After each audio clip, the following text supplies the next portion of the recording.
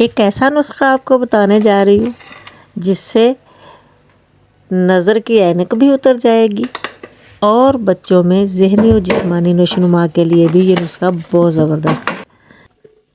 कुछ आपने अखरोट ले लेने और उन्हें तोड़कर निकाल लेना है। ये टूटे हुए मिल जाते हैं। बादाम लेंगे आप, क्वांटिटी आप अपने हिसाब से ले लें। कुछ पिस्ते हैं, मिश्री आप इसमें शामिल करें। आप अपनी मर्जी से चीज़ें कम या ज़्यादा कर सकते हैं। ये नारियल है, गरी है और सौंफ आपने इसमें ज़रूर शामिल करनी है। सौंफ को बारीक पीस के आपने छान के इसको डालना है इसमें और इन सबको अच्छे से पीस लेना है।